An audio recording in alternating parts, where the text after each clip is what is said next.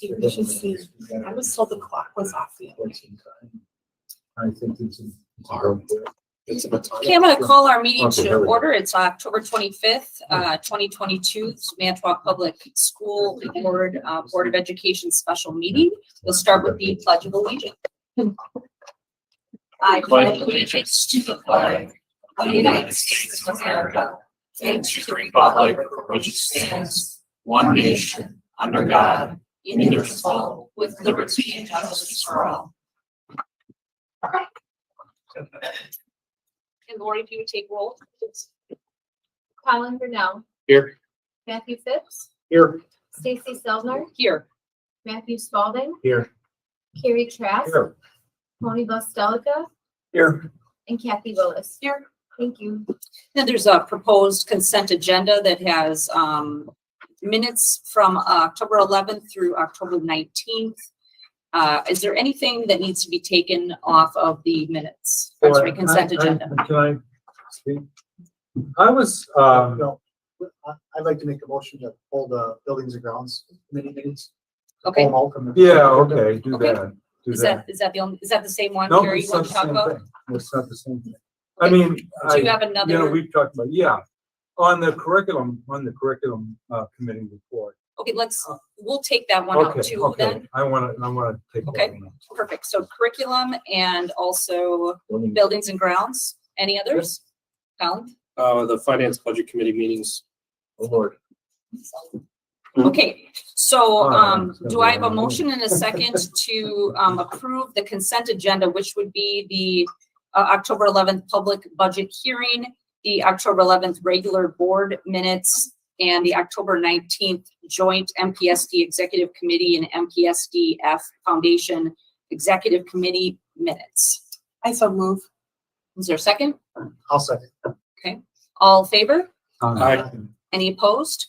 Okay, motion carries. Okay, so we will start with the Buildings and Grounds Committee meeting minutes.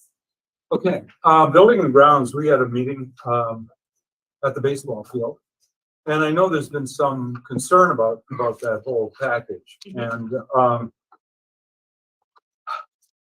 I think Chris has written some really good minutes, the detail here, the step-by-step, how we got here, why we got here, et cetera, et cetera. We did not make a motion to take any action other than to proceed with the process with the city one step further. Hence the letter at the end. Okay. And the reason is because while I think it's a good deal, I think it's a lot like the Rubik Field thing.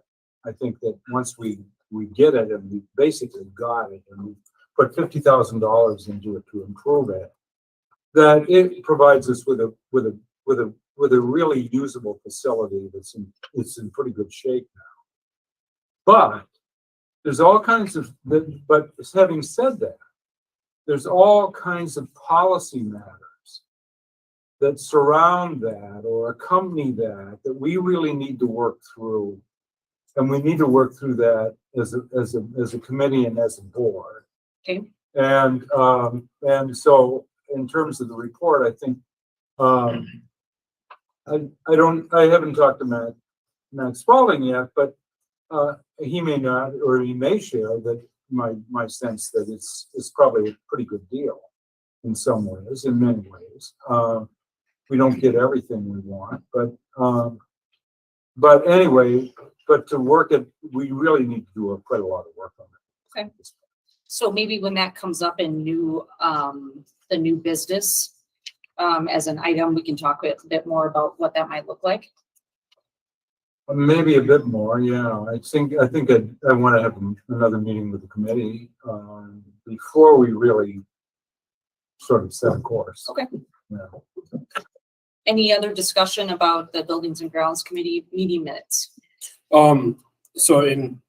Excuse me, I might have missed it in here. But you said that it was $50,000 potential upgrade for the baseball diamond. Not potential, it's already been done. It's already been done. I will pause on that. so that, as far as that goes, I'm talking about the scoreboard, the lights, Oh, yeah. the bleachers, the scoreboard, wood lights, deck, and the that sort of parking stuff. lot, Yeah, and the fence footings that are all associated to this. This is, that price tag's been established at 50,000. no.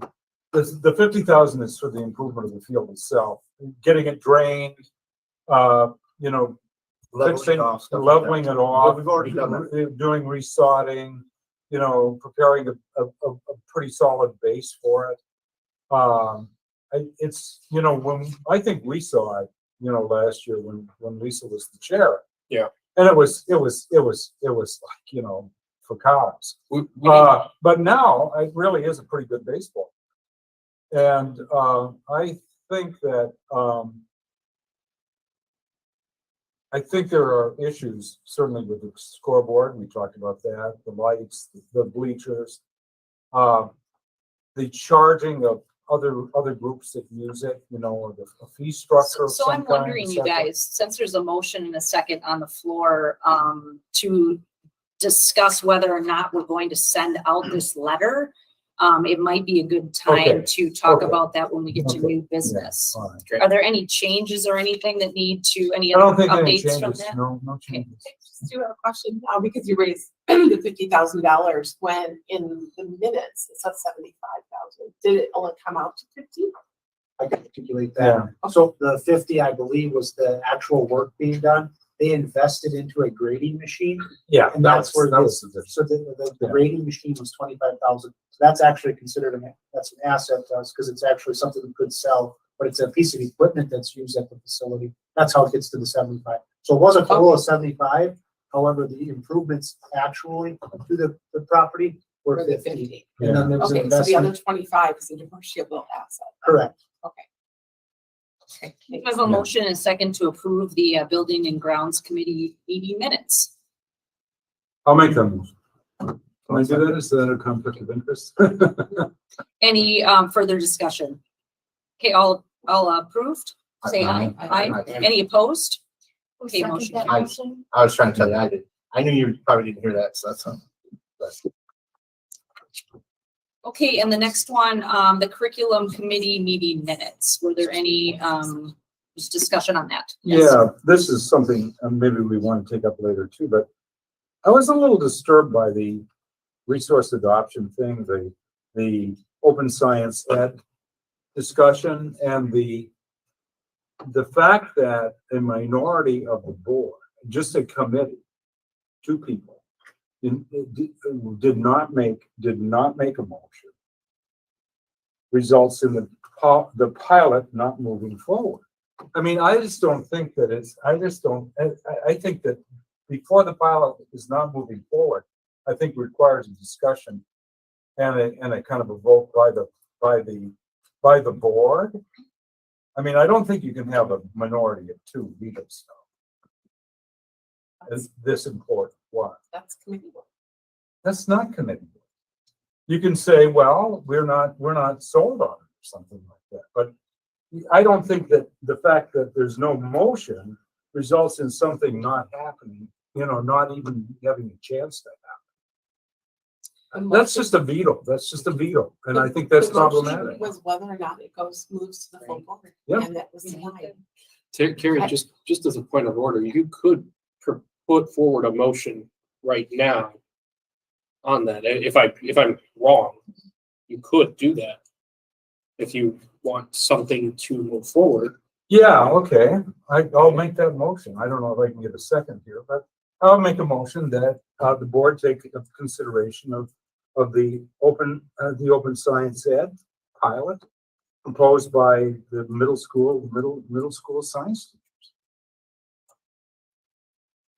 I would second that. I don't think it harms anyone in taking a second look at things and having a discussion about it as a full board. So I think if we did that, then would it move to the meeting next month? Yeah, I would put Sure, that, yeah, we can't have it now.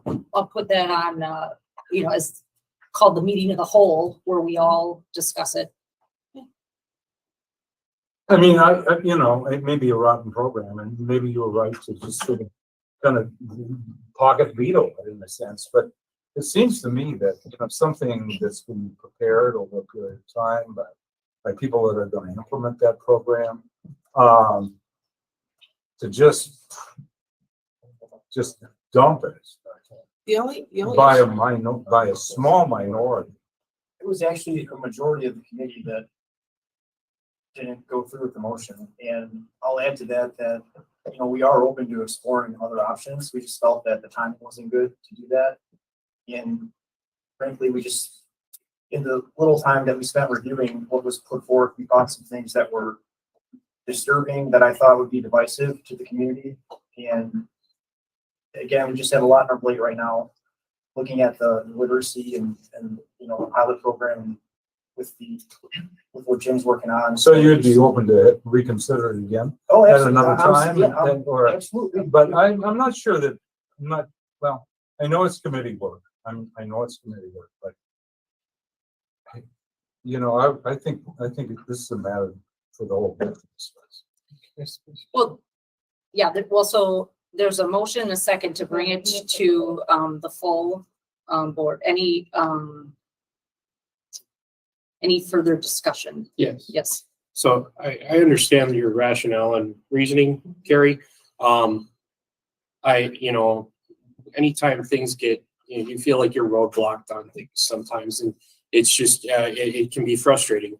I don't know, I'll be honest, I don't know enough about the, you know, what it is that, and that's why I do trust, you know, sometimes committee to delve into that deeply.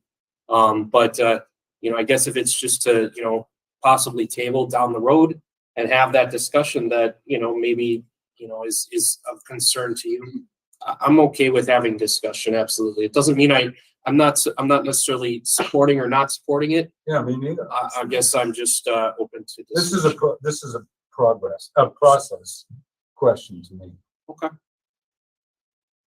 My only concern with moving forward, and you know, I seconded it, so I understand what you're saying, is that we're setting a precedence done for overturning, kind of like overturning everything that's done in committee, at committee level. And I get that there's gotta be, you know, more to it than that, but I'm just throwing it out there that we have to be cautious, I think, with. Well, sure, I think Not I think it should that- always be an option. I mean, I think this is something of real substance and significance. Yeah. I think, you know, and I think there ought to be always the option, if it's canned in committee, that it can still come out for the discussion of the board, and the board may say, oh, gee, committee, you did a really good job. You know, we just, you see, the thing is that, I guess I don't have to go into all of this, but you know, the whole policy to like retrain middle school teachers to teach in 2 different disciplines, et cetera, that was a mess. We never got a chance to talk about that. We never got a chance to act on that. We never, you know, we were kind of left with trying to like patch it up after it was a bad decision, I thought. And I just don't want to do that repeatedly. So, this calls for a vote of doing that. So all in favor of moving Tony, the, Yeah, I was just gonna say, you know, if you haven't had a chance to listen to the video, I thought there was some pretty good reasoning and discussion behind it. I mean, we could rehash it as a whole board if you like. I wouldn't really have an issue with it. I'm not sure at this point if my opinion would change, but again, just looking at everything we have on our plate right now, sometimes it's better to slow down and just focus on, you know, getting things right versus just trying to rush things through. And frankly, I wasn't comfortable understanding that after what I saw. Nobody asked for rubber stamp. okay, so there's a motion and a second to, bring the science curriculum to the committee of the whole. All in favor? Any opposed? No. Nay.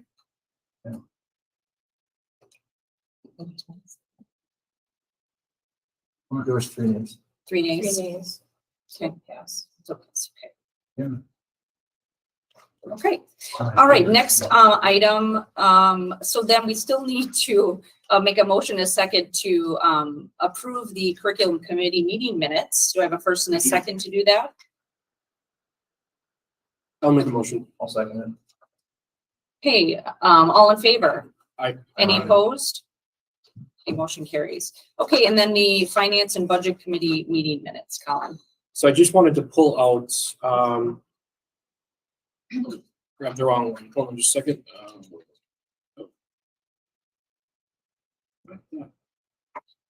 Oh, yeah. All right. So there was a couple things that I wanted to pull out, primarily for almost, I guess, update. The two that I would like, possibly Angela, if you could weigh in on or speak to, was the compensation adjustment for the adopted budget. Just kind of giving the motion that we had, kind of give us some of the what's going on there. Also, the open enrollment update, I think would be valuable to our employees that may be listening at home as well, too. Sure. Are you referring to with the substitute paraprofessional? That is correct. Yep. Okay. So yes, just in a review of our substitute paraprofessional rates comparables to area school districts. Director Mary Wolfe-Blahnik had raised a concern and made a suggestion that we consider raising that rate to $12.50 from $11.50. We raised it a year ago. I can't remember what the rate was previous to that, but several area districts are in the higher $12 range, low $13 range. So this would bring us up to close the gap a little bit. We continue to look at these rates just because we want to stay competitive with other school districts. And then the second piece for the substitute paraprofessionals is that with our teacher group, we have for our sub rates, we have one rate for just, we have like three rates for substitutes, but one is based on, like, if you're a retired teacher, you get a little bit more. And so what we're trying to do is emulate that for paraprofessionals, because that brings, just as an incentive to have retired paraprofessionals who would like to sub in our district, have them compensated a little bit more. And they just add that, organizational knowledge that they can strengthen our district when they come in and sub even more than someone that would just have no information on the district. So we are making that recommendation. And there was a first and second from committee to raise that to $12.75 an hour. And the total budget impact would be about $6,000 to $7,000 total. And then regarding the open enrollments, are you with the benefits open enrollment? Yep, yep, Okay. yep. Sorry. I get mixed up in the office. with My open apologies. Yeah. enrollment, so, I don't mean to confuse. we held meetings the last week for our benefits open enrollment for 2023. We had 2 virtual and 2 in person. We had about 110 people attend both of those. So all staff are working to submit forms. We are requiring them to submit one form or to submit a form to confirm which plan they are taking. So and then people are electing to take between the traditional PPO plan or the high deductible plan with the HSA. So we're just working through the administrative processes to that and working hard to get all set for the new year. So. Okay. A point of clarification, it says Tip shared previous regards of municipal field property. Just want to make sure that it says about 80,000, but I prefer it say 75,000. I was never even shown the invoices. I just am going off the hearsay, what I was told by the director. So I'd like to correct that to 75,000. Is that in the, It's in the We minutes. already approved those minutes. No, No, they were pulled up. They were pulled up. Yep. Can we approve this corrected then? No. Sure, go ahead. I'll second that. okay, so we've You're already, talking about the finance and budget minutes, Yes. correct? yes, It's in, okay, not the buildings and grounds. no, it's in the finance and budget. minutes. Approximately. Yes, approximately.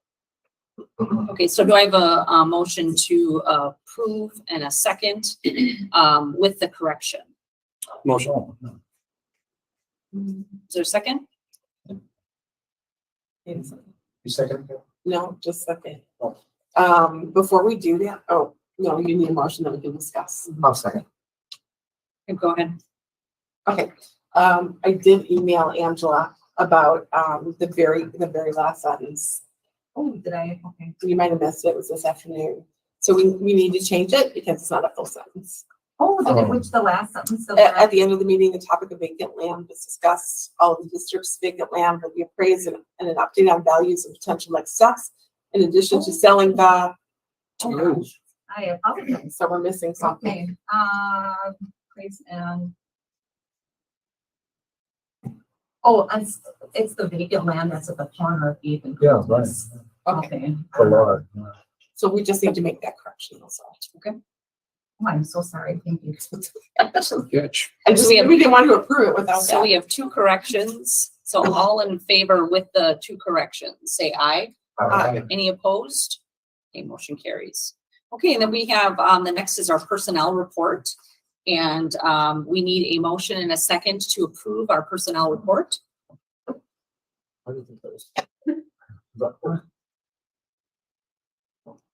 Motion. Okay, we got a motion Yeah. from Fallon and we have a second. I second. Yeah. Kathy, okay. Any, discussion on the, personnel report? Just, I am assuming that, hang on a second. Can't read it, but it's so small. That you're Michael. Yeah. Welcome aboard. Doug. And how You do got to approve them first. Yes, well, I Yeah. just kind of did. How do you say your last name? No. No. No, yeah. Okay. If there's no discussion, all in favor, say aye. Aye. Any opposed? Okay, motion carries. Okay. So you're- welcome, Mike. So you have a job now, Michael. Yeah. Yes. Okay, and then our next item is our pilot schools update, which is going to be virtual. Oh. What's gonna happen?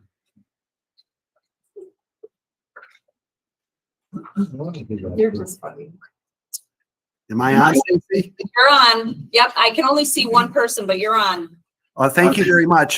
So what I'd like to do is just give a brief overview in terms of, well, we have some invited guests today and we have others participating where they might offer some comments. But tonight with me is we have Debbie Christensen. She's the Success for All Director of Implementation. And also with us, they're totally so gracious with their time, but we have an SFA user site. We had two, but the other district from Pittsburgh Community Schools in Kansas, the assistant superintendent was traveling, so wasn't able to connect. But tonight I have Lynette Gorman, who is the principal at West Elementary and a spokesperson for the Steubenville City Schools. And it's my understanding that Lynette has also brought her principal from Harding Middle School, as well as some other staff potentially. And so tonight, just to kind of frame this a little bit, I've already had an overview with our two user sites and with my directors. I followed up with a meeting with these individuals here with the staff of Washington and Franklin Elementary School. And so we had over 100 people participate, and we've had a number of questions and answers, and Success for All on the user sites have responded. And those questions and responses are in your packet. They were loaded up, not necessary that you would peruse it at this point in time, but they will also be posted to the website as we continue to gather information as we vet this whole school reform curriculum. But tonight, what I wanted to do is previously we started with our user sites, the SFA user sites, because we wanted practitioners hearing from practitioners. But the Board of Education doesn't have that context that the school sites would have a better understanding of. And so I thought we would start this off with maybe a 15-minute overview by Debbie from Success for All. Now, she has a PowerPoint that we've included. You know, it's an orientation PowerPoint that's included in your packet. She's only going to highlight some of the slides, not all of them, but we will again post this information to our website. But we wanted you to have all the information so at your leisure you could peruse this and potentially have a better understanding. In addition, you will hear on the in the media these days a lot of discussion regarding vetting reading curriculums, and this vetting, much of it's coming from a movement that has been coined as the science of reading. It's really, what is the scientific evidence behind how kids learn to read, write, and comprehend? And so Included in here is exactly how Success for All is aligned to that science of reading. And we also have a rubric because I've asked Ms. Lensmeyer and staff to follow up into also as they're looking at reading curriculums, just reading curriculums, not a whole school model, to follow, but as we're looking at reading curriculums for the rest of the school district, that we also identify how they are aligned with the science of reading, since this is receiving such public scrutiny and background information and assessment. So with this, to keep us moving, I would ask that we start off with Debbie, and Debbie, just a little background maybe, and then later on when we toss it over to Lynette, to provide some background there, as well as what's happening in that school site with Success for All and why it's important to them. So Debbie, I'll turn this over to you. And please, board members, anytime if you have any questions during this whole process, the important thing here is you raise the questions, we record it, we'll answer it, and if we don't have the answer, we'll work to receive it. Thank you, Jim. I'm going to try to share my screen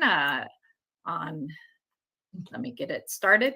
I thank you for letting me be a part of the process. The goal of this is really to help inform so that you know about Success for All and you understand what this whole model contains, what it all brings to the table.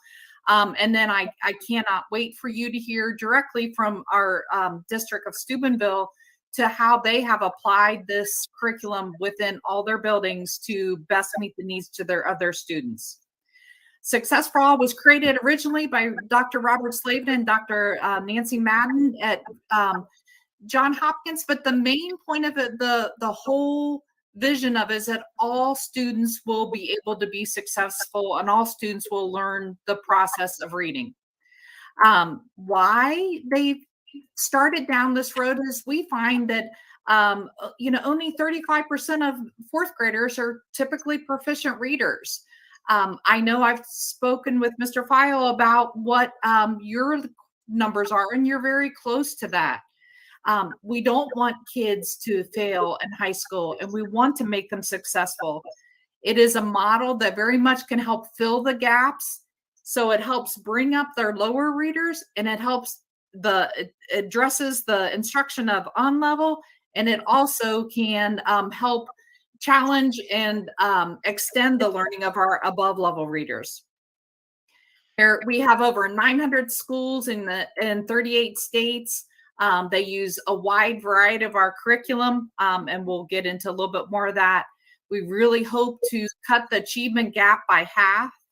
And we want our 8th grade students reading at that higher math scores and we've seen that after schools have been in the process and these students have been working through the system.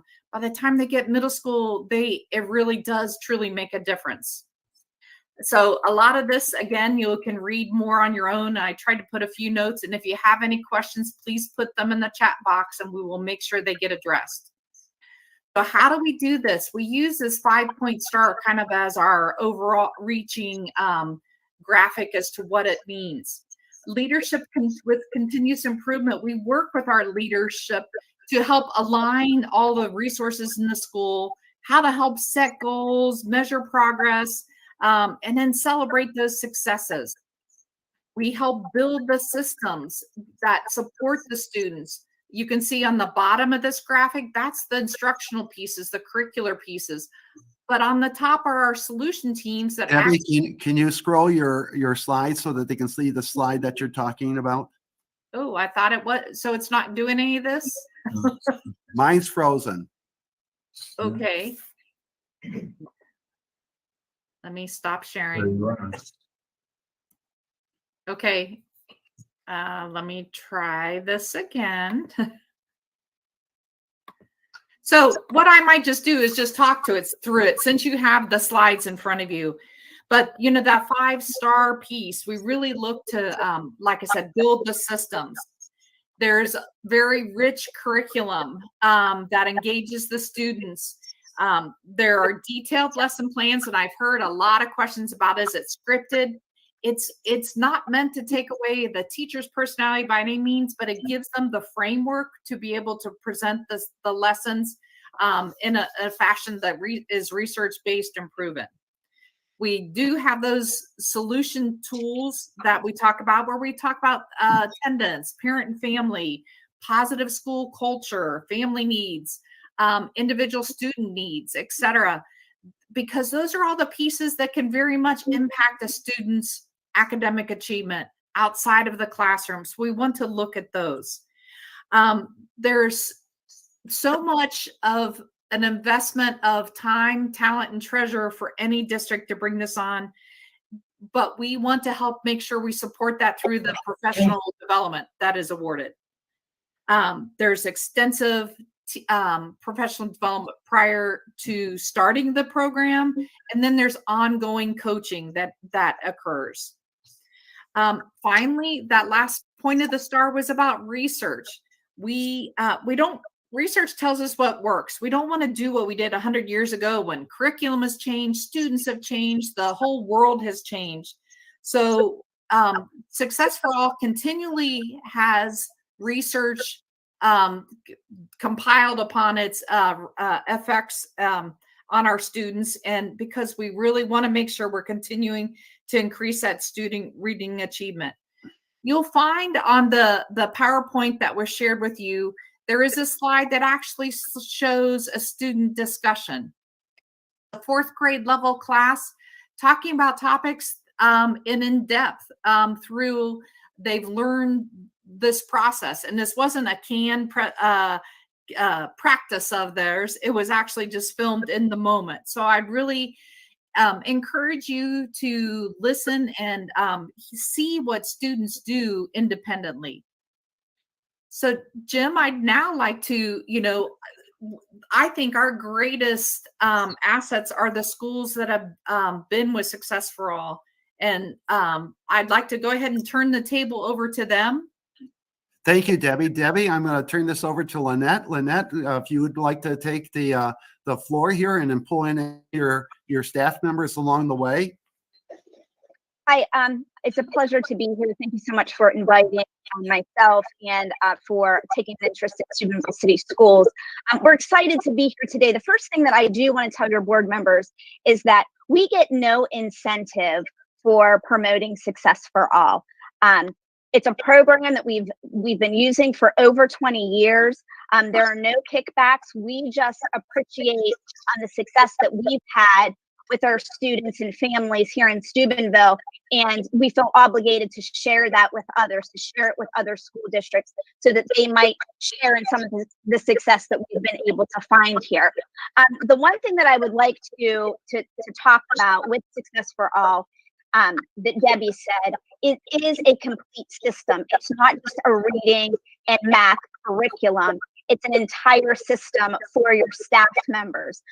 One of the best things that I find that's embedded into that system is professional development for our teachers. It's embedded into the program. There are instructional coaches who are teachers who are employed full-time to support the teaching staff within that building and to help them refine the methods for teaching the Success for All program. Those instructional coaches not only support our teachers and our students, they're also helping our teachers collect and analyze data. The data system is also built into Success for All, and it cannot be beat. Teachers are using this data to inform their instruction and to target students individually and in small groups in the areas where they need the most instruction and where they see that they need improvement.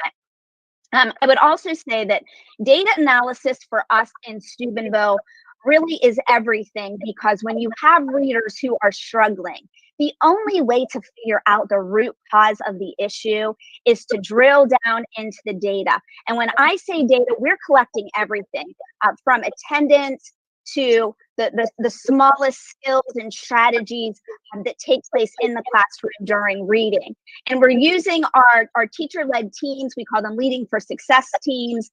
Teacher-led teams really look at the data together And they try and figure out again, what is the root cause? Why is this particular child not succeeding? We help families. We bring in families through family support meetings. Those family support meetings will include the classroom teacher, the building principal, the instructional coaches, of course, the family, and sometimes even the students, so that we can set goals with the family based on collected data, based on information that families give us, and we provide the wraparound services that families may need.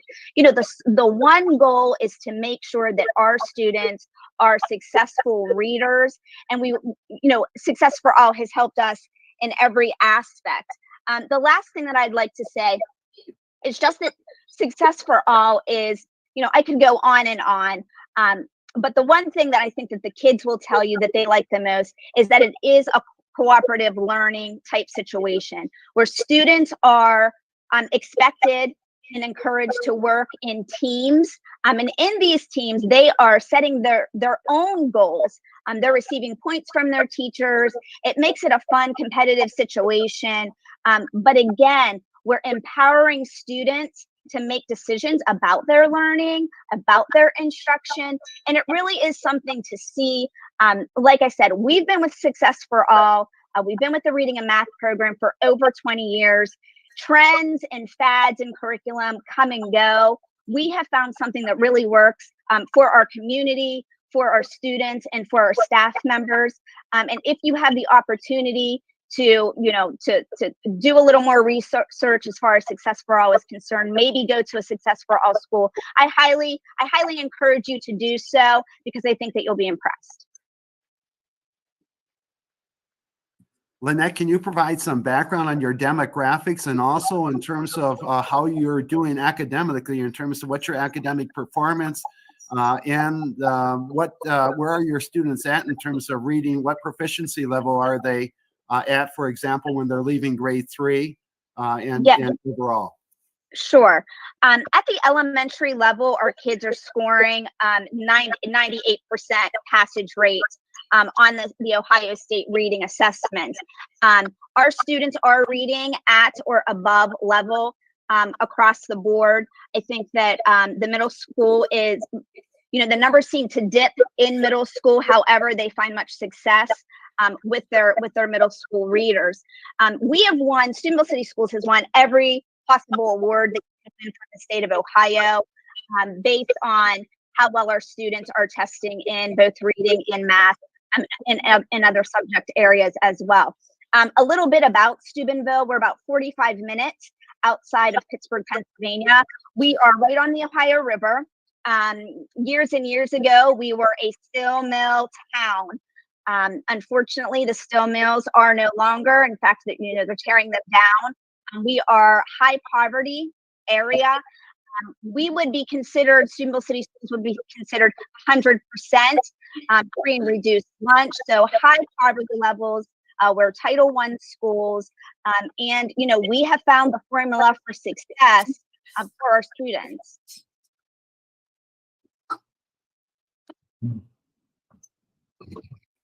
I would also say that I've invited the middle school principal and some instructional coaches, both from the middle school and from the elementary. I also have teachers on the call. I have a third grade teacher, Marcy Govey, and Sarah Nalepa. She teaches first grade. Jennifer, is there anything as an instructional coach at the elementary that you would like to add about the program? The only thing I would say is that at the elementary level, one of the things that I like most about the program is that our teachers do have the ability to use the program in a way that allows them to have fun with the kids in the classroom. I like the incentives that they use, the cheers, the points, the cooperative learning pieces. It's an enjoyable program. The technology components of it, the Theo and Cleo, they have, and every year it seems like SFA adds more to it and changes it up to make it better for our students and for our teachers. Like, it seems like every year we get a little bit more, we add something to it, and it just keeps getting better every year for us. Thank you, Jennifer. I think that also at the middle school level, middle school is a tough age. Our middle school houses 5th grade through 8th grade. Brian, is there anything that you'd like to add? just that, Lynette, I would have to almost restate what you did about it being a cooperative culture, being that it brings solution teams. It's very data driven. We have 2 coaches in our building, one for reading and one for math. So there's always a support system along with the visits from SFA that's very encouraging for the staff members. You know, just a wrap around, all in all, a phenomenal program that helps us dissect the needs for students on a daily. And thing that I remember most about SFA is just how supportive it was of a teacher. For me, you know, it makes that average teacher better, and it makes the best of the best able to push and drive instruction to other levels. Everyone talks about how scripted. I would say no. We allow the flexibility for teachers to stay within the framework, but we still want to see their personality shine as teachers, and they do, and they flourish. So we're in love with the program, and we stuck with it for 20 years, and we definitely believe in it. Thank you. I'm glad that you bring up the teachers. Very quickly, I don't want to take up too much of the board's time. Marcy Goby teaches 3rd grade, and I also have Sarah here, 1st grade teacher, if they just like to share something quick about the program. Sure, Mrs. Gorman, thank you. Yes, I was just going to say probably my favorite part is the cooperative learning piece. Students are working with each other. They have specific roles that they are accustomed to in the classroom, and they rely on one another. They are learning from one another. I'm more of a facilitator in the classroom, and I do love that I do have flexibility. Yes, I do have my manual in my hands at all times, but I use that as kind of like my safety net if I need it. But I do have the flexibility to, you know, make my classroom shine and you know, help these kids achieve you know, their absolute best. So I love Success for All. I've been doing it for about 20 years. So I've been there pretty much from the beginning. Thank you. And I would like to say thank you, first of all. And I absolutely love Success for All as well. I have some of the littlest ones being a 1st grade teacher. And Success for All has given the kids just such an opportunity to do more than you would even think a 1st grader could do. The kids are setting goals for themselves and figuring out how to reach those goals, and just always striving to be better than they thought they could be. I love that, again, with the scripted curriculum, it's not scripted completely. It gives you an outline. It gives you targets that you need to make sure that you're hitting. And then the freedom in between there to make it shine. The kids walk into school every single day excited to come to reading and math with smiles on their faces. And it's just a really, really positive experience. They say reading is so much fun. They love it. And that's because of Success for All. A couple of the other items that have surfaced that are questions, Lynette and staff, that you might assist with is one was concern over the 90-minute reading block, in terms of the students' sustainability, through that and their engagement. So if you could comment on that. Another thing that came up that was of concern is electives. The possibility of our middle school and elementary school giving up electives for this. So if you can comment on that, and also the groupings, if you could comment in terms of the age span, to the extent that, where it's limited, where some think it's really a wide range. So if you could, those are a few more items if you could respond to. I'll go first as far as the elementary is concerned. The 90-minute reading block has been no issue for us at the elementary. It's the very first 90 minutes of the day as suggested by Success for All. And basically everyone in the building, every teacher in the building is teaching a reading group. This way, those reading groups, we can keep them smaller, especially for the struggling readers. They would be in a smaller group to receive a little more of the one-on-one attention that they probably need. like I said, everybody's teaching, reading at that time, the gym teacher, the art teacher, they have a small group. So we're able to make it work. The middle school can speak. I'll let Brian Mills speak on the middle school, the way that they run their reading.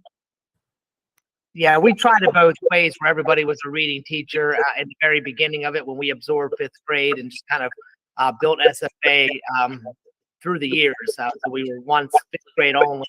Then the following year became a fifth and sixth grade school. And then we absorbed seventh and eighth grade with SFA. But we only have our ELA reading teachers teach SFA. We do not teach it all at the same time. For us, the program is a 60-minute block, so we don't work within that 90-minute as the elementary classes do. So that's a little bit different between the EDGE program and the elementary program. As far as activity classes go, we have a 6-period day, 60 minutes a period, 4 of them being core. The other 2 are rotated activity classes. So kids get to function within a normal activity rotation all year long. So it doesn't impact it at all. In fact, I think we have a lot of flexibility within our schedule, and both math and reading SFA exist successfully. Yeah, and at the elementary, for us with electives, with the activity classes, I schedule my preschool and kindergarten activities during the later mornings. Everybody has their activity classes in the afternoon. Our teachers, by contract, they get a 30-minute plan. I'm not sure what it is for your school district, but we're able to make it work in a 6-hour day. So, for us, it works. Debbie, there looks like there's a question about grouping. I don't know if you want to do that. Sure. The question is about how special ed students are supported within Success for All. I know this question was presented multiple times on the question list that we were as a result of the last meeting, but our special ed students are in the largest majority of the schools I work at are rolled into the regular classrooms, because all of our students, like Lynette mentioned, are tested and in place based on their reading ability level. So that allows our special ed students to be with students who might be a model of learning. It talks about a nonverbal population. I actually worked in a school that when I was a coach, that we had nonverbal students, and through the cooperative learning structures, they were supported. We always talk about peanut butter, jelly. They became the bread. They overheard the conversations. They were able to respond amazingly in a written format. So, and how does the special education meet its minutes? Because we do suggest very much a push-in model, there may be also push-in support from special ed aides. We typically have the special ed teacher as one of the teachers, and she may have several of her students that are on a caseload in her classroom. So there's multiple ways we can do it. We help work with you to figure out how we can support those students' needs. I know that, Lynette talked about all of her teachers teaching, and then Brian says, well, we kind of went to just ELA. Again, there's no mandate from Success for All as to how to make that work. We will help go through the process and help the decisions that are made, but we don't set those. That will be some of those items that are decided by your board and your teachers and your leadership team. I believe we might have some questions from some board members. Yes, thank you. Matt Phipps. I'd like to say thank you very much for being here tonight. The testimony from the teachers and the other people speaks volumes that Success for All is working for you, and that you're honest and open and accountable to yourself and to your community for speaking for that. So thank you. My question is, what makes Success for All different from Lucy Calkins or Wonders? Now, I understand some of the professionals in their facilities have been using this curriculum for their duration. So if anybody else could answer that, I would be much obliged. Well, I'm not familiar with Wonders. Probably Debbie might be a little more familiar. Lucy Calkins, I'm only familiar with, I have limited knowledge about her program. I know it's very popular across the country. The thing that I would say about that particular program is that traditionally, it has not been phonics based. It's only since the science of reading has come out that they have updated that curriculum program within, I would say, the last year or two to include the phonics aspect. And I'll allow Debbie to go ahead and talk about Success for All and how they tackle that phonics aspect early on in Roots. Yes, it's very much embedded throughout that entire, we talk about the reading hierarchy where we have to teach this phonemic awareness and phonics skills first before we can move students up through the process. And Success for All, the research has shown how it starts in preschool and kindergarten, how that builds to help meet those needs of those phonics skills. Just to say a little bit about Wonders actually, as I've shared with Jim, you can teach SFA using the Wonders Basel, but we just use it as a text because I think in the schools, in fact, I was just there last week in Hawaii, we had multiple Success for All schools. And then 2013, I want to think that they were mandated by a new superintendent to all entire statewide go to Wonders. We're now back to about 15 schools within the state. And I asked them last week, I said, tell me why. Why did your school make that decision? Because it's not district-wide. We are on their approved list for the state. We've been vetted by the state. But they said the data showed us what we needed to do. Our teachers asked again for classrooms that were leveled with our students so they could just focus on that one level versus maybe teaching multiple levels within the classroom.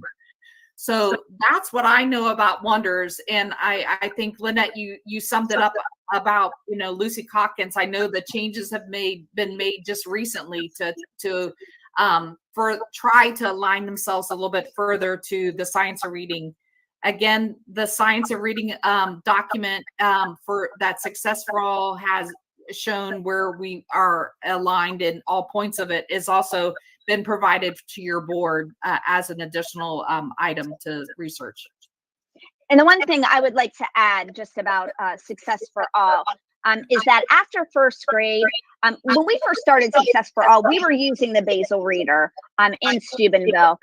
We have since progressed to after Roots, which is first grade reading. Our students they're learning reading strategies from novels. So our students are reading full novels rather than snippets of stories that you would find in a Basel Reader. They're reading the entire novel. They're popular, they're updated, they're relatable to kids. Kids enjoy reading those novels. It's Charlotte's Web, it's Charlie and the Chocolate Factory, all those stories that you would recognize and that we all love. And so students enjoy reading those novels and learning the reading strategies at the same time. Kathy, I think you had a question. I have a few, sorry. I guess the first one I'm going to start with is, it's more for Lynette and Brian, I guess. It would be, have you witnessed any data concerns from the COVID years? And has there been a time when your test scores dropped? And what was done to correct that if that was true? And I'll say this about COVID. In the state of Ohio, the governor shut the schools down in March, and we immediately went remote through Google Classroom. So teachers were still continuing to teach the subject areas, including SFA reading, through Google Classroom at that time. Really, we only missed part of March, all of April and May. The following fall in August, we returned to school exactly on time and on schedule. Of course, we had all of our COVID protocols in place. Everyone was wearing masks. We had plexiglass on the desk. We had to adjust as far as cooperative learning was concerned, because we didn't want the students to be seated near each other. We wanted to provide them with the amount of distance that was required to be between them at the time. So here in Steubenville, our kids really never missed a day. Because we stayed open the entire time. Now, that's not to say that we didn't have cases in the building, or, you know, when everyone was quarantined for exposure, you know, we were having to make adjustments as we went through. We did not see the dip in our scores in relation to COVID that some of the other districts who were 100% remote or hybrid, or were closing and opening. We did not experience that. However, when we did come back in the fall, you know, we were giving an option to families. They could go remote and they would log in live to the classroom during instruction time, or they could come in person. There was some apprehension during that the first semester, where some students were electing, some families were electing to go remote. By Christmas time of that year, practically everyone was back, it seemed, which was good. So we didn't lose a lot of learning and instruction during COVID. For the students that seem to struggle because, you know, because of the absences or because they weren't in school, you know, there is a tutoring program that is embedded into Success for All. All first grade students who are struggling readers get priority tutoring.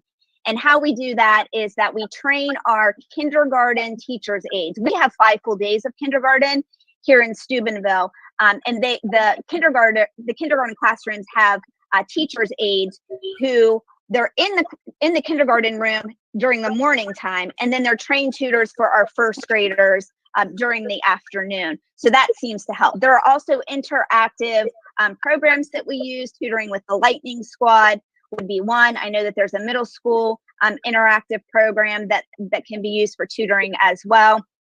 And that's the way that we approached it at the elementary. Brian, is it any different at the middle school? I think schools across the road would have to admit there was some kind of dip in curriculum because of COVID. I do believe that everything Lynette said regarding our response to COVID is in place. We here at Harding also have an intervention program where we used it to catch students up that became attendance issues. The biggest knock on the COVID piece was we weren't able to have that cooperative culture, work in the groups. It was behind a plexiglass, seats were spread apart, things of that nature. But nothing that we can overcome over a period of time that, you know, we just became better and stronger because of it. If not, we all became better at the Google Classroom. I think the dip for us was taken over by our intervention program, which is built into our schedule, and homework help and stuff like that. The before and after school programs we utilized to, you know, to catch those students up where there was a loss of instruction. So I guess the second part of my question there, though, was, have you ever seen a drop in your test scores? And if so, what was done about it? At the elementary, we did not see a drop in our test scores. Okay, and I'm not referring to COVID. I mean, at any point in time. Yeah, for the middle school, there is a drop from the elementaries going to the middle school. It's because 4 buildings are coming into one. So we see a scores that drop from 4th grade to 5th grade. But what we do see is progressive growth from 5th through 8th grade, all or most years above the achievement line. And we utilize our intervention program to take care of any drops in any given occasion, whether it's individual, whether it's a whole grade level, whatever the reason may be. We always utilize our intervention systems and our solution teams for ideas and suggestions to fix any issues that may exist. Thank you. My second kind of group of questions is, would you as a district be willing to share your schedule model as a tool for us to use here at the MPSD? And yes, you know, because we're looking at especially like electives, and a lot of us have questions about how would that look. And so if you're successfully doing that, that would be great if we could use that as a model for our district to look at. Yes, we absolutely would. And we've even invited, you know, your school district to send a team. I know that Steubenville, Ohio is far from where you are. But we would welcome a team of your instructional leadership, and even your instructional staff to come and see to walk through and come and see the program. Thank you for that. And then my third question, I hope this is my last one. And this might be more aimed at some of your teachers and your staff. So Debbie referenced that all students are tested and placed in their reading levels. And we have a concern for the various age levels in a classroom that, children might feel embarrassed or have, some of their self-worth and self-value, question with that. And so just wondering, how do you work that out? When you say that you're putting them in different levels, my concern is, are you putting, first graders with fourth graders kind of thing, or fifth graders with eighth graders? Like, what are your boundaries and how do you work that out? I can address that a little bit and they can give you the practical. We coach that no more than one level up or one level down. Okay. We want to make sure we group our students so that they're working with, it doesn't become that, that sense of loss of face, a loss of pride by any means. We're very conscious of that. And as Lynette had spoken about, the more teachers we have, we can spread those kids out smaller, so we can have groups that specialize in our older students that maybe haven't mastered those phonics skills. I've had schools in Minnesota, Minneapolis, that are Somali charter schools, and their largest groups are fifth graders that are still at the first grade level because they just are new to country. And we can strategically craft classes that have those older students in it so we can move the focus and move them faster.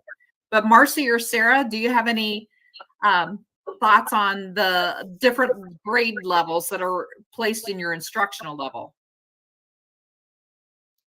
I have only once had a couple of second graders in with my first grade readers. It was not an issue. Again, because of all of the cooperative learning and the whole culture of the classroom, that classroom becomes a family. And it doesn't matter if they're second graders or first graders, they're there to support each other and help each other to be the best. Yeah, I was gonna say kind of the same thing, Sarah. I was gonna say that we don't even, that's like a non-issue. We don't even, there's no mention that, okay, you're in a 3.1 or you're in 3.2. We just, you're in our classroom, you're where you need to be, so we just make each kid feel comfortable where they're at, and they're in our rooms for a reason, and they're working together with peers that are on the same level as, they are. So. And I think in our building, Jennifer, she's one of our instructional coaches, and she places students, she groups them. So Jennifer, do you just want to talk about how you group? We rarely have a student who's not at grade level with a younger set of kids. Jennifer, how do we do that? Right. So in our building, we have like 4 or 5 classrooms at each grade level. So we may have a third grade may have a 2.1, a 2.2, a 3.1, a 3.2, and a 4.1, all third grade. So we can stretch them over. So you have all third graders at multiple levels in that area. So we don't really have to do as much as the cross grading here because we have a large building. I mean, there are kids that occasionally cross grade, but like Debbie said, we don't do more than 1 grade up, 1 grade down here. And the goal is always to get those kids at level. So we would be, placing them in a lower level for a limited time, and then the next quarter, pushing them ahead if they're ready to go. Correct. Every 8 weeks, we reassess them and then push them forward as far as we can have them be successful. Thank you. Yeah, Carrie. Okay, I have 2 questions. First one is, the emphasis of the discussion so far has been entirely on reading, and maybe Brian could help with this more.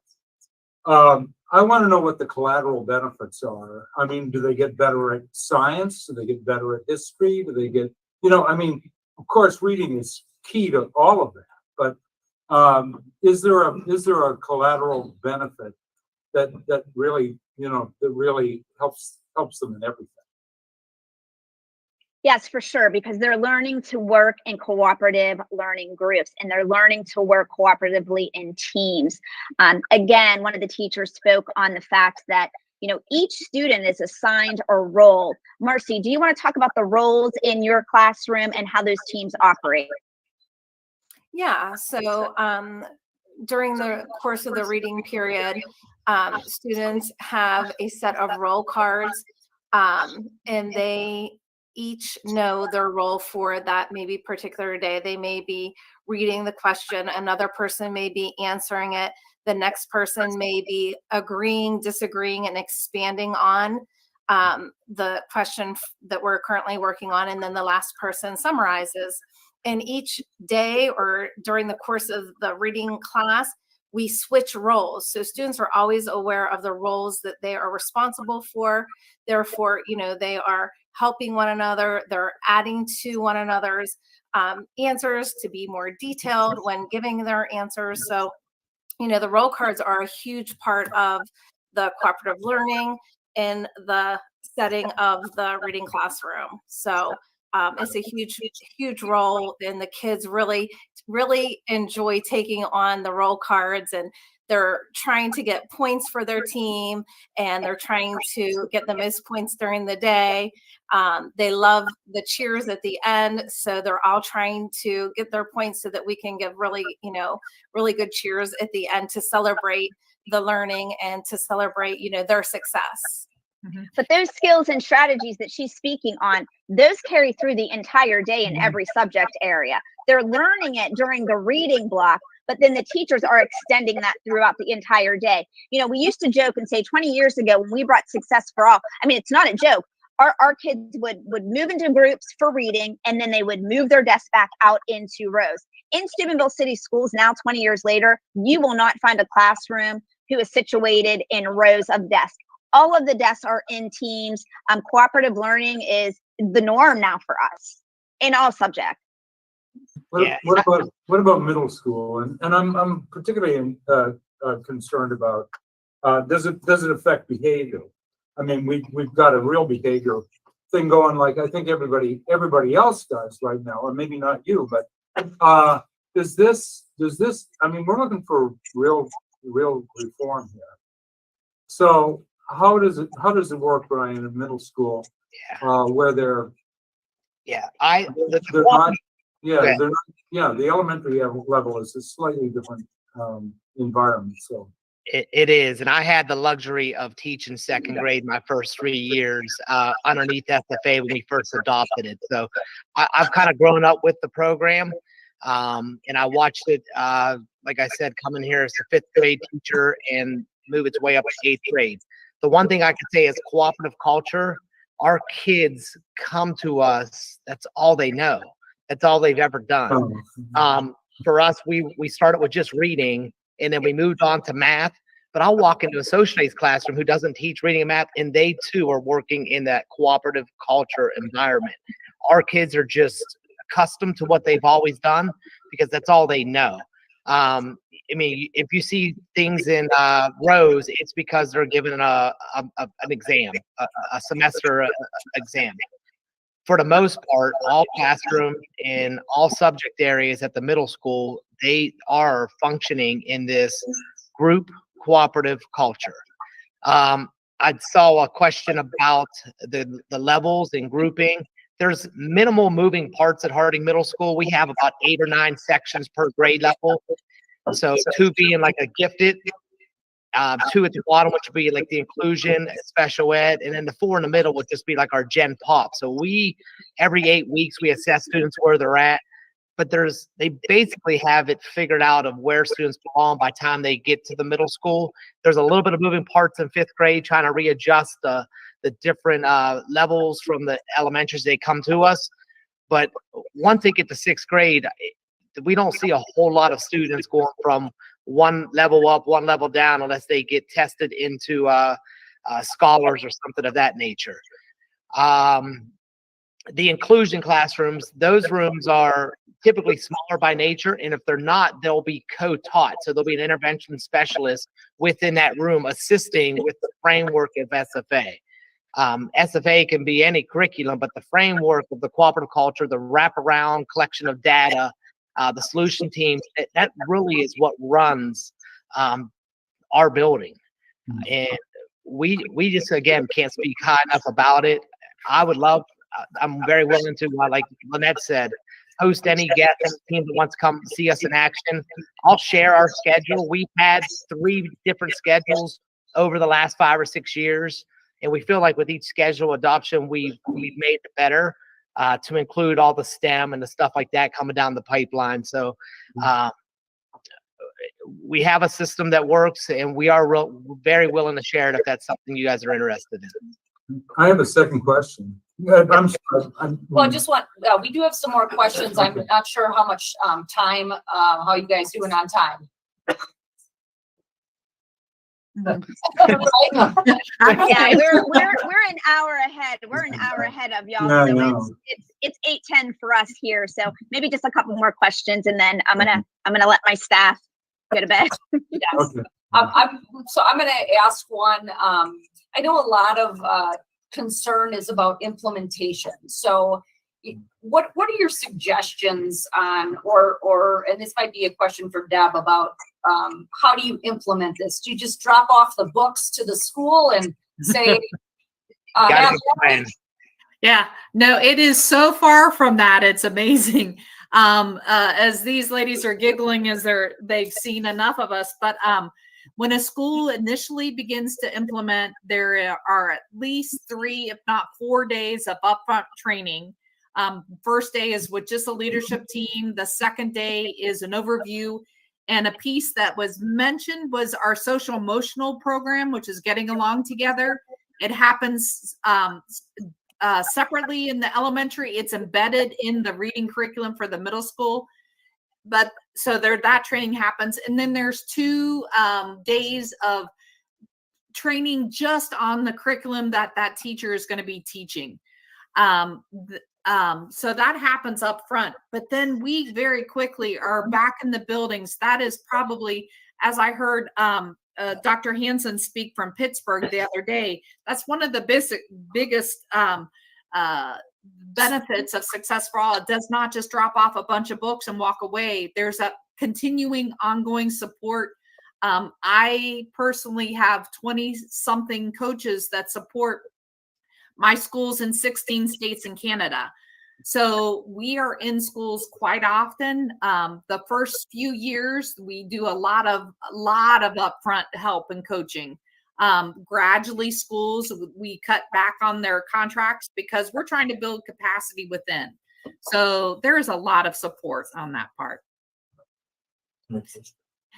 And I know this team is going to have to leave shortly. What I'd really ask is that if you could compile a list of your questions, just like we did for the elementary schools that were on the call last week, that we would be happy to give you, provide you with a response for those questions.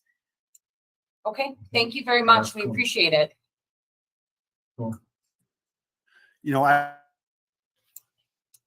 No, Jim, you're muted. Going back to, thank you. Going back to Wonders and that question, we didn't comment, but you just mentioned Brad Hansen from the Assistant Superintendent of Pittsburgh Community Schools in Kansas.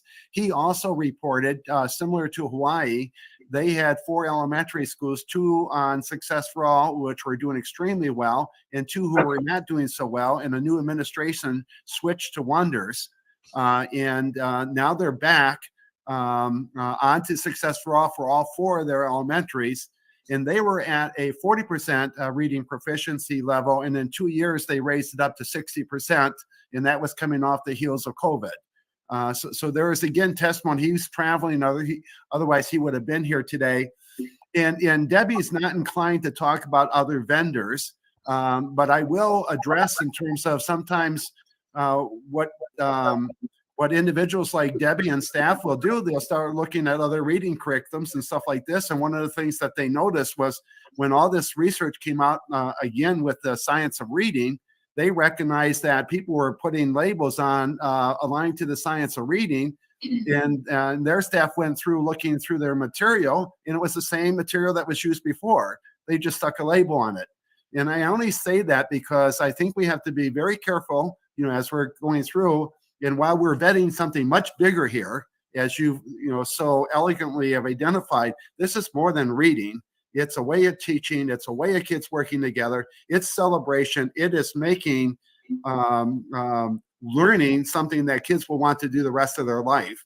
And then I would say also that this is very much significant to understand. If our students are currently reading at the 25% level, and if we do nothing to catch up, I think we're underestimating what the impact on their future success will be in the decisions they'll be able to make relative to their ability levels.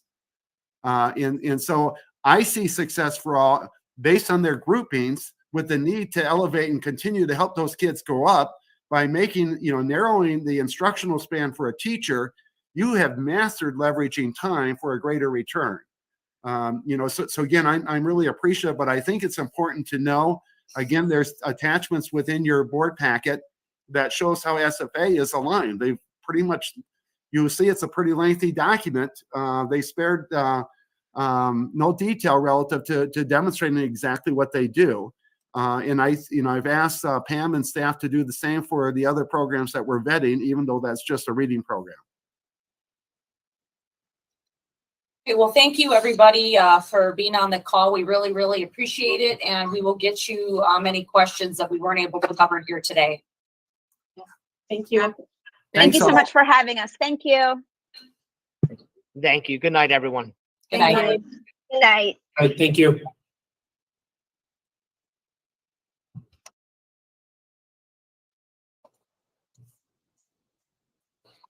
So continuing on, Jim, you wanted to talk a little bit about the restructure of central office. No, news. I think you're on mute, Jim. Do we have adoption timeline first, or is that after? You're right. I'm sorry. The adoption timeline is next. That's all right. Before there was really interest in the board in terms of pursuing the pilot school, but as we've also learned how important it is to make sure that we are providing adequate time to engage our teachers and our stakeholders. And so I would very much ask the board to consider adding 2+ months to the process, because I think it's very important that we thoroughly vet this, that we engage our stakeholders, and that we're satisfied, that while it's important that we move forward, that we do what's necessary to help people understand what potential this provides for our school district to do not only that catch-up growth, but the rigorous annual growth that we expect of all students every year. So what would that look like then, January? I would just ask that you add, extend your timeline by 2 months. That's January, yeah.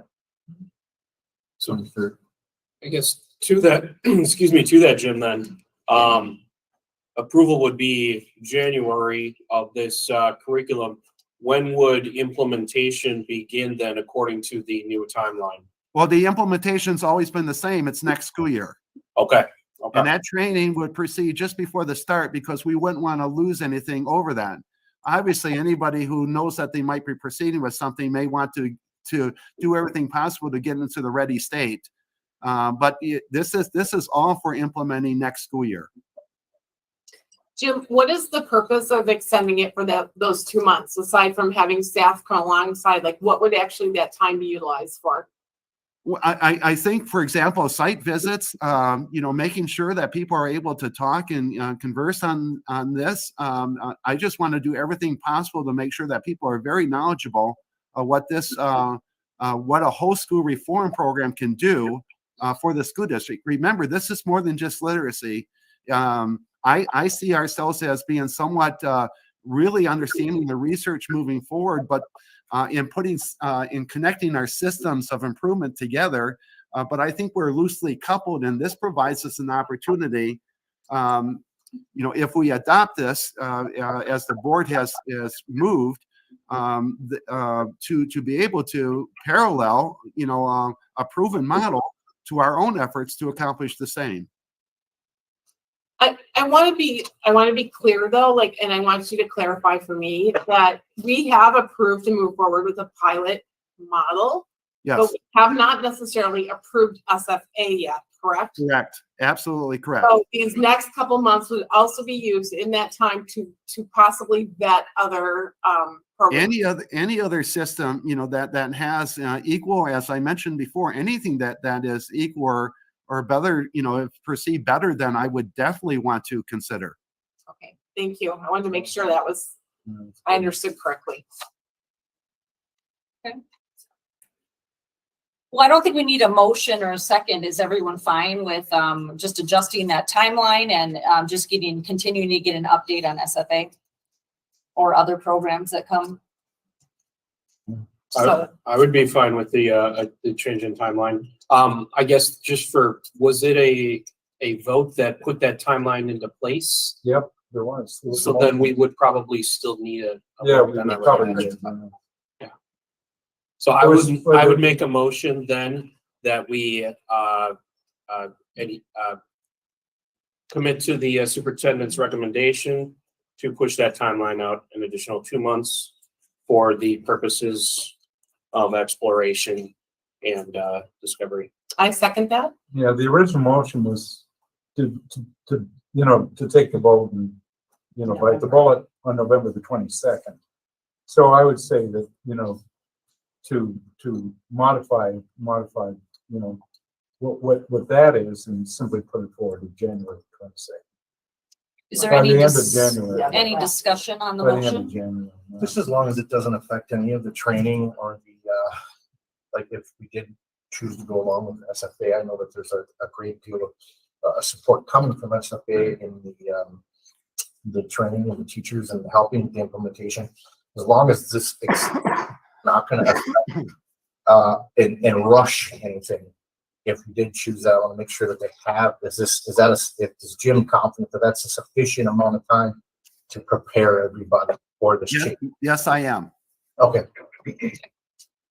Any other questions? Okay, all in favor? Aye. Any opposed? Okay, motion carries. Thank you, Jim. And then you wanted to give us an update on the restructure of central office. Sure. From the interview process that I went through to the onboarding, the board has asked me from the very beginning, not only have you conveyed what your expectations are, and that's to significantly elevate and expeditiously elevate student achievement levels, and to make sure that we become a model school district for student behaviors. You've asked me in terms of what will it need for the new administration to bring this about, and specifically now to make sure that every school is exceeding or significantly exceeding state expectations in 2 years. I believe, as I did not want to suggest at the beginning until I learned more about our organization, that a restructuring is necessary, and that's not uncommon with any new administration that might come in. And so I'm asking for board support to proceed with that.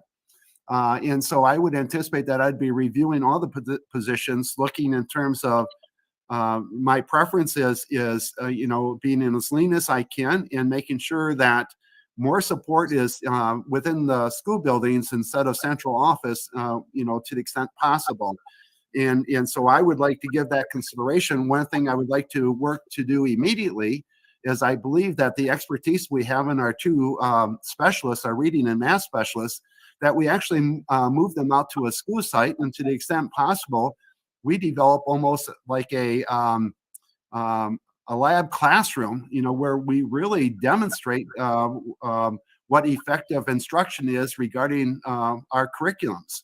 And in addition to that, when I've even heard of, for example, some of the challenges with our teachers in our building principals, particularly at the elementary, is when a teacher needs a principal because of something that's happened in the classroom, to the extent that if one of these schools become, one of the elementary schools become a, kind of one of the sites for our specialists, that's another person in the building that helps alleviate some of those concerns.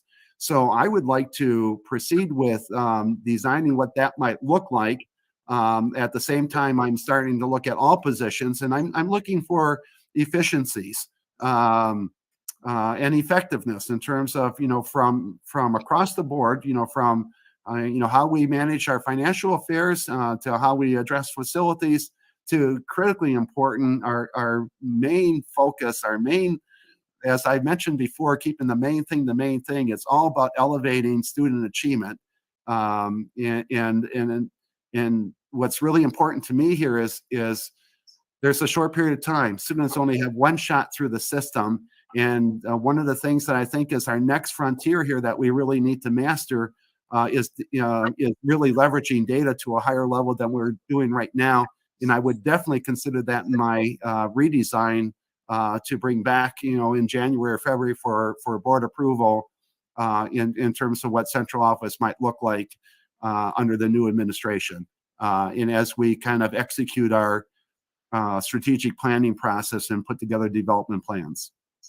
I'd like to make a motion that the board approves the interim school superintendent with the responsibility of recommending new lean central office administrative structure to lead the district's improvement efforts, and that this action supports the restructuring and reassignment of the district's reading and math specialist positions to a combined role of practitioner and curriculum content leader at the MPSD school site that will be later fleshed out. I have a second. A second. Okay. Any discussion? Can the chair make a motion? Should the president make a motion? Can the chair make a motion? I don't know what the parliamentary procedure is. Let's see, why not? This is not a committee. This is I don't know. I've never- She's a member. She Yeah. can do that. Yeah. It's just like making a type of so in a little bit here, I'm chair of the finance committee. I'm going to be making a motion, from the finance. I know, committee. but you're not the chair of the meeting here. I mean, I don't, I'm just, there's a parliamentarian in the house. I mean, the motion is. Is there any discussion? I do support this. I would like to, just kind of touch on I think that this is a very good avenue of approach. I like it. One of the things that, many staff has conveyed to the board when we come to the schools is they like the fact that we're there, and they like the eyes on, and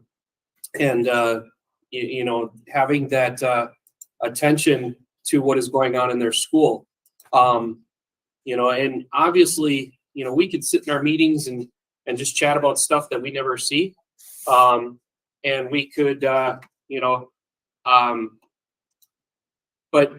it's definitely conveyed by the staff that they do appreciate this approach.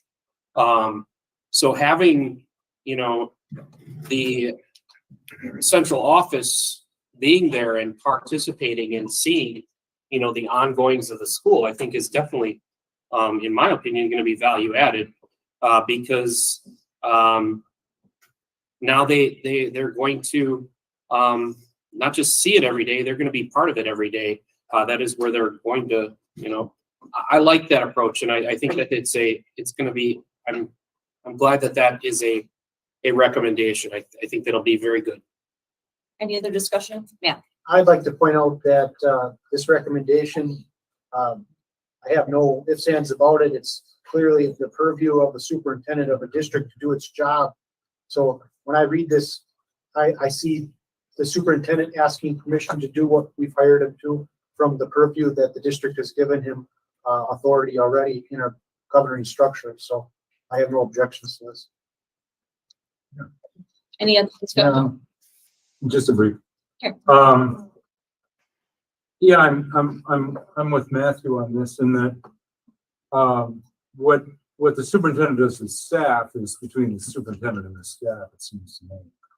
I'm not going to endorse a recommendation at this point I'm not going to vote in favor of the specifics on this. I mean, this isn't my, my role, I think.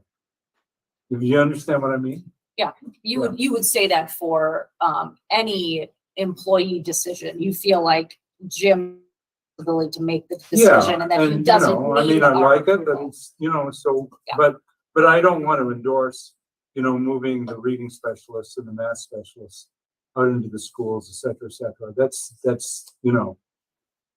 if that works out, okay. If it doesn't work out, it's you can't cry to me about it. Right. Okay. I would also like to add that I felt this was important to advance this, in particular because of my interim role also. I just wanted to make the board full aware, in terms of what I was doing. Thank you. Matthew Spalding. I just wanted to say that I support the decision. I think it's good. I agree with everything Colin said. And I also agree with Matthew, the fact that, we can approve this because I agree with it. But I totally believe that this is exactly what we hired you to do. And so seeking our approval is not necessary in something like this, I think. But definitely I vote for approval. Stacey, can you share what the motion that you made with, can you share that with me Um, on the memo? Yes, yep, it's just that bottom Okay, paragraph. thank you. You bet.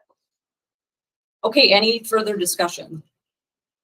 The only thing I would like to say is, one of the things I was just with somebody, teacher today, and one of the things is that they talk about needing that support from central office, and it just seems like this would be a good idea to get those professionals that have that expertise right there, in those schools, maybe on a more regular basis, and kind of relook at that to be able to provide that expertise that they have right there. So I think that the teachers will appreciate that intervention and to see that. So Makes sense.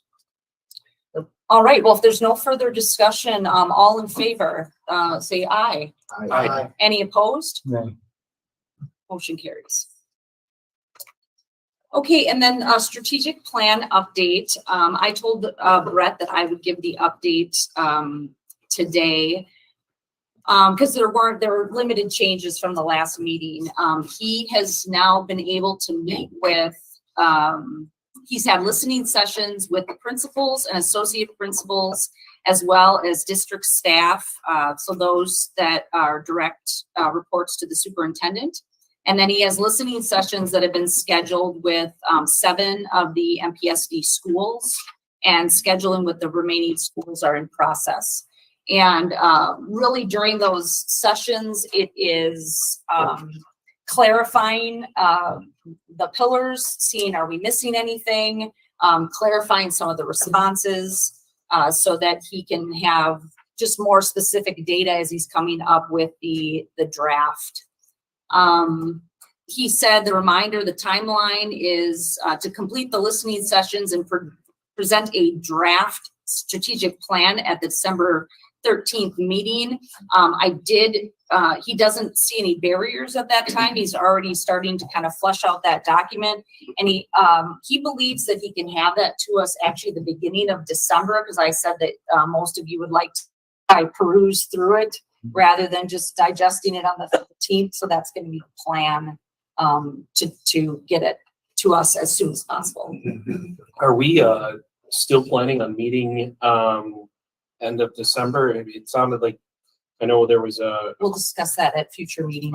yeah, I know, but I mean, like, as far as that would adhere to the timeline then, correct? As far as being within, we would have Yes. that, okay. Yep. Great. Any questions about that at all? Also there is a strategic plan link on the website too. So if, because I was wondering, I asked him, is that PowerPoint that he did last time? So that's on there. So if there's any of that data that you want to refer back to, it's there as well. Yes. I just want to comment that I'm really impressed with this timeline so far, and then he's being able to adhere to it, because when we did a lot of the interviewing, a lot of people said they couldn't get back to us for like a year. Yeah. So I'm impressed by that. And my other question to that though is, are there any pieces we could possibly be missing? Because it almost seems like it's too good to be true. Right. You know what I mean? So like, I just want to make sure we're not missing something. So. Yeah, when you look at when you look at the pillars and there's those descriptions now. And then it's the staff that are starting to, fill in what those blanks are going to be. So one of the things is, it's really our superintendent and our staff that are going to come up with a lot of the action items that are going to go into that. That's not something we're going to do. We're not the professionals that are going to be able to, like when we say something like raise student achievement, well, how are we going to measure that? And they will be best at adding. We know that is a pillar, right? We know that that's important, but those are going to be some things that are going to be, flushed out in there. But the last, if you go through that PowerPoint, you'll see examples of that. And I forgot one of the organizations that Brett did the strategic plan for that I'm affiliated with has given permission for you guys to see theirs. So if you want to see what an ending product looks like, I can certainly get that to you as well. So then kind of what to expect. So, and where exactly is our strategic plan on your website? Let me see. Anyone know? Should be on the homepage. Yeah, I thought it was Is right it off like the. like by the home part? I thought it was. I haven't looked at Go it to yet. the homepage, it's the. There's a. Furthest to the right. It's listed right Yeah, there. Yeah, it's the okay. strategic plan. Thank you. It's good for others to know, and good for me to know. Oh, I want to nice. visit it. Okay, so that's our strategic plan update. And then the next thing is we get into our new business. We have adoption of the 2022-2023 budget. I'm going to first call requiring a first and second to adopt the 2022-23 budget. Do I have a first and second? First, I move that we approve the 2022-2023 Manitowoc Public School District budget as presented at the budget hearing on October 11th, 2022, with final budget adjustments in accordance with section 65.90 of the Wisconsin statutes, which includes revenues and expenditures in the general fund of $72,679,656. Total expenditures of all funds of $91,087,497, and total revenues of $90,267,089, with a tax levy of $18,350,898. Do I have a second to approve adopt our 2022-23 budget? Okay. And Angela, did you want to speak to anything about that, or does anyone have any questions? I just included the memo in workbook. I'd be happy to, I kind of just spelled out some of the changes from the preliminary budget to the final. I'm happy to take any questions.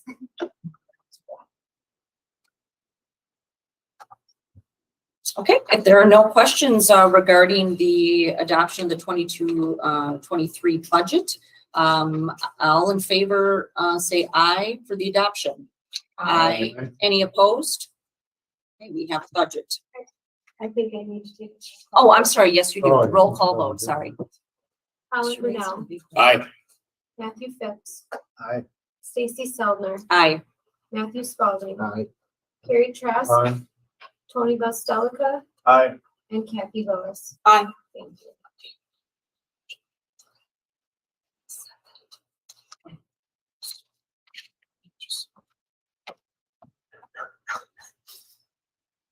Our next item of new business is to set the tax levy.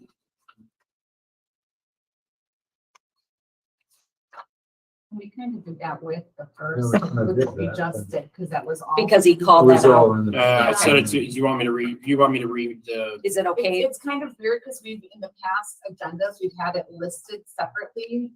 but we just essentially approved both because it was both in the text of the motion. Okay, you- so it's okay, I think we've we're okay. got both of them. Okay. Okay, wonderful, thank you. Okay, and then we have an item that was brought forward from the October 19th, 2022 Finance and Budget Committee meeting. The paraprofessional substitute rate increase. We did discuss that a little bit. We don't need a motion or a second because it came out of committee. So any discussion or any questions for Angela about that increase in the paraprofessional substitute rate?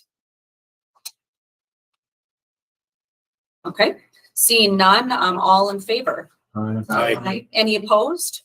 Okay, motion carries. Okay, and then our last item of new business is brought forward from the 10/12/2022 Buildings and Grounds Committee meeting. And that was the, and this was a motion and a second, the municipal baseball field land transfer from the city of Manitowoc to the Manitowoc Public School District.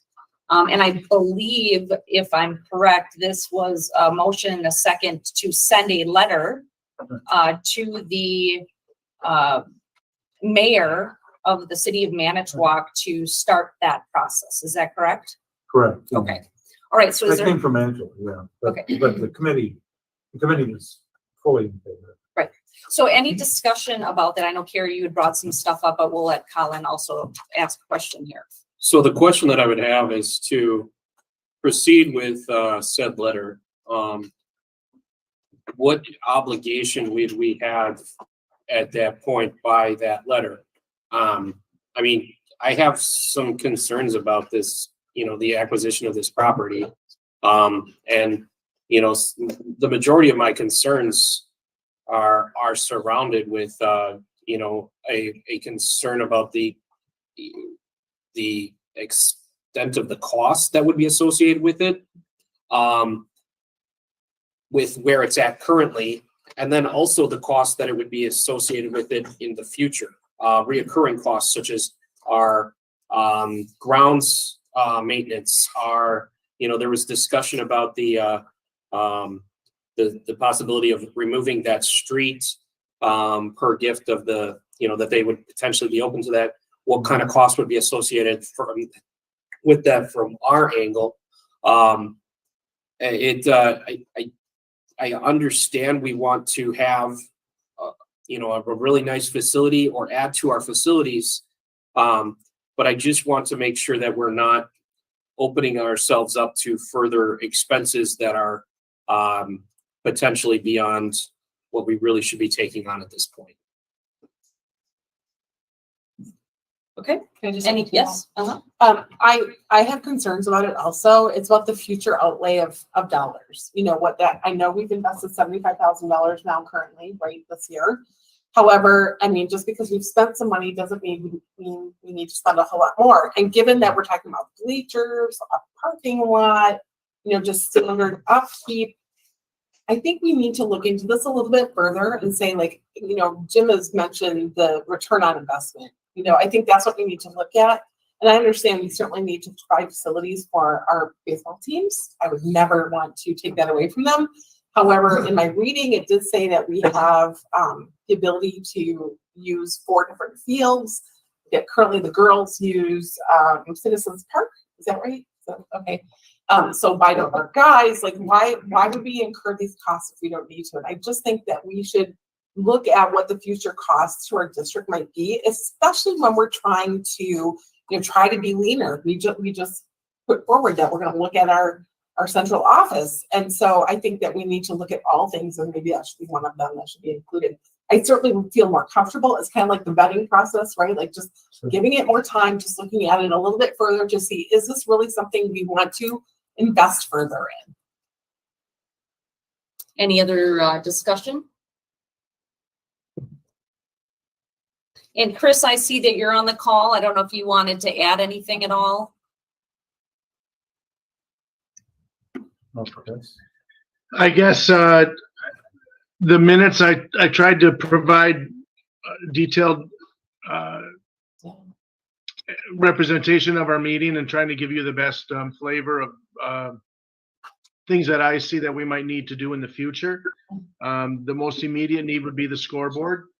And other than that, the things that we could live as is for a while, just like the rest of our facilities that we have needs that we are putting on hold until we have funds or something needs to happen because of change in condition. Correct me if I'm Oh, wrong. sorry. Well, correct me. I mean, I think that the thing is that, in part, as Chris pointed out in his delineation of how this evolved, I think we've already basically kind of said yes to the city. And I think that leaves us in a situation where we use this facility or we start from scratch, because we wouldn't have any other. I mean, it's sort of like, that's the situation we got into. And, there's been discussion, there was discussion already about, how we would fund this field. Scoreboard, for example, there was quite a bit of discussion about, establishing a foundation, raising money, kind of off the budget, talking to banks about, sponsorship, et cetera, et cetera. I think, that's yet to be talked out. Adding to the scoreboard, I know that the scoreboard, he had estimated cost of the scoreboard being around $21,000, and maybe installation about $4,000. We've already got community advertisement supporters where that's not going to cost us pretty much anything. So yeah, right. I mean, there is support there. So, and as far as like the ships baseball, we really, yeah, there are other fields, not like this for high school baseball. Our options are limited. Yeah. So, but why is it that girls can go to Citizens, but the boys have to be They in play municipal? softball. It's It's a softball. Yeah, they play Softball. Okay, just wanted to throw that out there. I can try to answer Yeah. your question if you don't mind. No. There's sport facilities, so for women's, it would be Citizens Park because it's a softball field. Okay, The only other facility that they could play on, is Dewey Street. They built, that's for high school, that would be acceptable for the facility, the regulations of the sizes and bases. So that would be an option. I'm just playing devil's advocate. no, Just, Are you talking about the Miracle League field? the adult, not the Miracle No, League, not the the one Miracle behind League, no. that. There's Okay, a so it's the full-size same area, baseball right? field Okay. that would be in compliance with high school baseball Okay. rules. So that is an option. I just want to be clear about that. Okay. That if we didn't decide to do this, we could, the JVs play there right now. Yeah. So that would be in conflict with that, but that could be solved. I'm just saying. However, obviously the program would not like that, obviously, but that doesn't, I'm just kind of playing that. The one thing that I wanted to speak about is that if you just look at it from a financial standpoint of the facility and the worth of the value of the land and what's there right now, there is ongoing expenses. However, if we would like to continue to be a destination, school, and that's what the strategic plan hopefully comes out with, we would want to kind of not reinvent the wheel unless we had to. So Yeah. if we chose to not move forward, which we could, we would have to, pay to play somewhere else for next season. And that's an option. However, there is obviously some money that's been put into that facility already. And the value of that property alone for the school district to receive that without just a quick claim deed. And then the only thing that's holding to that is, obviously the land conservation grant that was purchased originally. So if there was a way to, if the facility is ran into the ground, then this could be broken. That agreement that is with the Wisconsin DNR. So I'm kind of answering your question. I wouldn't want that. I'm not saying that. I'm just saying that would, like, say you wanted to build a new stadium somewhere else. We could say as a school board, we're going to move the facility to somewhere else, and then we would no longer phase this one out. But as of right now, just looking at it from a value of the property of where that is, for the district to take over just that land, seems, I believe that it's probably a good investment for the district long-term owning that property. Even if we decided not to use that as a field, but there is value there, long-term, from a property standpoint. They are basically just we're not paying, it's transferring to us with a quick claim. But I do want to Right. caveat the requirement that is on that land because of the DNR conservation fund, which our director could speak of. He explained it in the minutes and he explained it at the meeting. It was pretty much to keep it kept in good working order. However, if it wasn't, then obviously we could lose the property, or we could say we're going to build a new one. We could pull it out of it as well. So we have more moves owning the property than if we don't. And then we have no facility for our varsity to play on, except in conflict with the JV field. Does that answer your question? Colin? So currently we utilize this property. We could take that, I guess we could take that same infield groomer and move that to a different spot. Yep. As far as the infield reconstruction effort, I have from the get-go requested caution on this. I was disappointed when I saw that this had gone forward without the repairs, knowing that there was some caution that was being thrown towards the acquisition of this. So I'll be very frank there that I was not happy to find out that we had just gone ahead and upgraded a property that didn't belong to us at the time. But also to that, I don't see, the scoreboard is old. Yes, we could get some people. I don't know how much the lights are going to cost.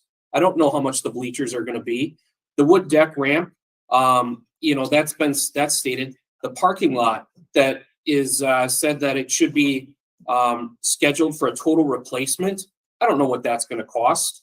The fencing footing anchors are heavily and badly, which is a sign of poorly drained soils, which compound the standing water issues.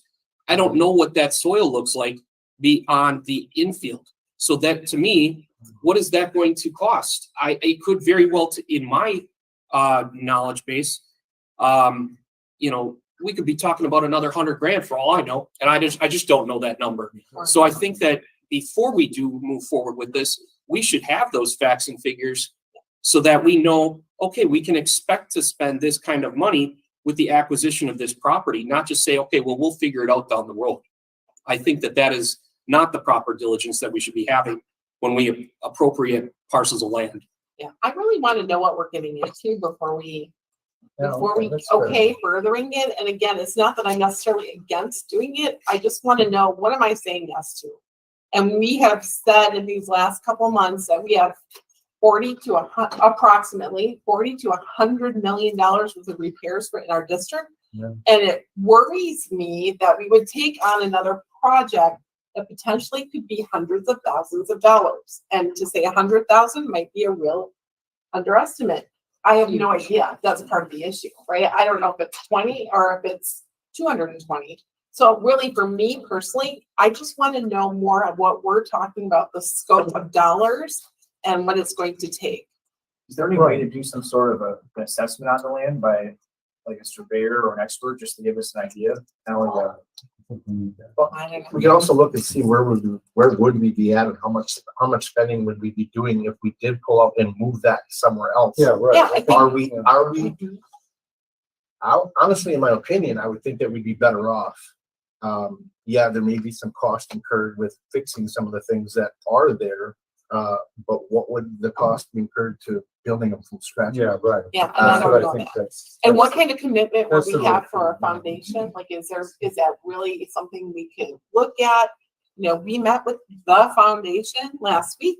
However, there's a lot of projects that can and would like to be done or need to be done moving forward. So again, for me, it's just about knowing what we're getting into. I'm not saying yes or no. Oh, yeah, I just yeah. want No, I information. think they're fair issues. Do I really do do. we, And we haven't done that yet because we're still dealing kind of with the elementary things. Right. And Chris, I And- really, oh, sorry. And it's not ever gonna be a real big revenue producer, but I think that we need to start to consider charging fees for the use of that facility, which we don't now. I think we may in fact have an opportunity to buy into to cooperate with a part of the community that's very supportive of athletics, to help. So I agree. I mean, none of this has been developed yet. Yeah. So, but it seems like, Mark Holtzman and Justin Nichols have put us in a place where, wow, it's kind of a suit now. And I think we're kind of asking for the next step. And all we're asking for in the next step is the installment of some signage. But I think that, I don't know how deep this gets us. Chris, can you tell us that? I mean, if the mayor comes back and says, "Oh yeah, sure, we agree and we'll put up some signs," have we bought the farm at that point? Or have we already bought the farm? Chris, before you say that, I just want to one thing I think we need to consider is that we have to decide budget wise what we stick into this, right? So, worst case scenario, it becomes a green pasture that we own. Yeah. Kind of to Matt's point, that we have this land, if we ever had to expand, any of our athletics that are over there. So we're not allocating any money to put into it at this point, correct? It is not in our budget next year that we are going to minus probably the upkeep of what we've been doing every year. My guess is that's already still in there. So if we did nothing and we let the thing grow grass, but we had the land, that's what we're saying right now. I'm just throwing that out there because we've allocated no money to it. So what is the risk to having this property? And I would more look at probably liability, right? There's a sidewalk there. If somebody falls on it, that's another cost, is we have to insure that piece of property. Do we now? No, because it's not under our ownership. And then, with some of the, that Chris has done, he's worked with our broker a little bit to look into the rental of the property. Sometimes there's alcohol sold on the property, so that would require a little bit more for coverage. I don't know. I can look into it definitely sooner than later to see how much of an additional outlay that would be. It would be additional coverage. I don't think it would break the bank. So back to the original question to Chris, that someone else asked, is by sending this letter and the mayor comes back and says, I'll put up these signs and here's your quit claim deed. Is that it? Is that ours? Or do we have to do something else to actually acquire that land? I think we would just have to take it into the register of deeds and it's a done deal. Then they have to sign off on it and then we have to file it. So it's like there's no, as I understand it, there is no money, right? No money exchanging hands. So it's like, while we're not, we just have to, it's like it's the transaction essentially without being the transaction. So maybe the data for us is that we need, I'm just throwing it out there, is what, if we do nothing with this piece of land, what's it going to cost us to keep it? Saying we're not going to allocate any, we don't have any obligation to allocate the funds at this point. right? But we do have to allocate probably mowing the grass, some of the stuff probably that we're already doing, but are there other unforeseen things that if we leave that, such as the drainage, if it stays that way? The drainage is fixed. So I'll speak to this because I've played on the field 1,000 times. The lights would be something we want to look for in the budget in the next 5 years, maybe. They haven't been great, but they might last another 10 years.